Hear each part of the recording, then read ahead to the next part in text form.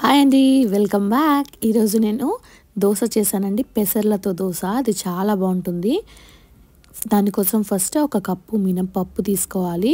గుండు పప్పు అయినా తీసుకోవచ్చు, లేదంటే ఇలా ముక్కల పప్పు అయినా తీసుకోవచ్చు. తర్వాత ఒక కప్పు పెసర్లు తీసుకున్నాను.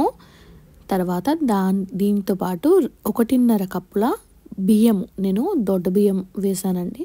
మీకు అవైలబుల్గా లేకపోతే మీరు నార్మల్ రైస్ అయినా వాడుకోవచ్చు. దాంతోపాటు కొన్ని మెంతులు కూడా వేసి వాటిని మంచిగా కలిపానండి కాసేపు. ఇవన్నీ ముందుగానే నేను క్లీన్ చేసి పెట్టుకున్నవి కాబట్టి నేనేం జల్లడ పట్టట్లేదు. తర్వాత వీటిని వాటర్లో 2 సార్లు మంచిగా కడుక్కున్నానండి. నేను ఈ బియ్యం కానీ పప్పులు కడిగిన నీళ్ళు కానీ నేను బయట పడేయకుండా చెట్లకు పోస్తాను. తర్వాత ఇలా కడిగిన వాటిని ఆల్మోస్ట్ ఒక 12 అవర్స్ నేను నానబెట్టుకున్నానండి వాటర్ పోసి. ఆ 12 అవర్స్ తర్వాత వాటిని తీస్తే నానింది తెలుస్తుంది. తర్వాత వాటిని గ్రైండర్లో వేసి మెత్తగా పట్టుకున్నానండి. దాంట్లో కొంచెం ఉప్పు వేసి కలుపుకున్నాను.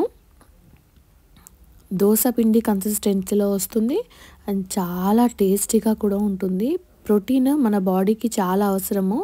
పప్పుల నుంచి అది చాలా వస్తుంది కాబట్టి పిల్లలకి పెసర్లు అందరికీ డైరెక్ట్గా ఇష్టం ఉండదు కాబట్టి మేము ఇలా ట్రై చేశాను. బాగుంది, మీరు కూడా ట్రై చేయండి.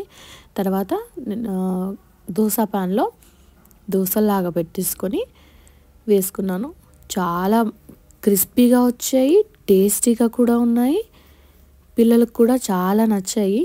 నేను రెగ్యులర్గా ఇవి చేస్తూ ఉంటాను కాబట్టి ఒకటే రకంగా పిల్లలకు పెడితే ఎప్పుడు నచ్చదు. అందుకని వాళ్ళ కోసం కొంచెం టేస్ట్ డిఫరెంట్గా రావాలని ఇలా ఒకసారి పెసర్ల దోశ, ఒకసారి నార్మల్ దోశ, ఒకసారి ఎగ్ అలా ట్రై చేస్తుంటాను. తర్వాత ఈ దోశను 2 వైపులా మంచిగా కాల్చుకోవాలండి. మీరు ఆయిలే వేయాల్సిన అవసరం లేదు. మీకు ఘీ కావాలంటే ఘీ కూడా వేసుకోవచ్చు. ఘీ దోశ కూడా చాలా బాగుంటుంది. తర్వాత దీన్ని ఒక ప్లేట్లో పెట్టి సర్వ్ చేసుకోవడమే. నేను దీనికోసం కొబ్బరి పల్లీల చట్నీ కాంబినేషన్లో చట్నీతో వేసుకొని తిన్నాను. క్రిస్పీగా చాలా టేస్టీగా ఉంది. ఒకవేళ మీకు ఈ వీడియో నచ్చితే ప్లీజ్ లైక్ చేయండి, షేర్ చేయండి, అలాగే సబ్స్క్రైబ్ చేయండి. థ్యాంక్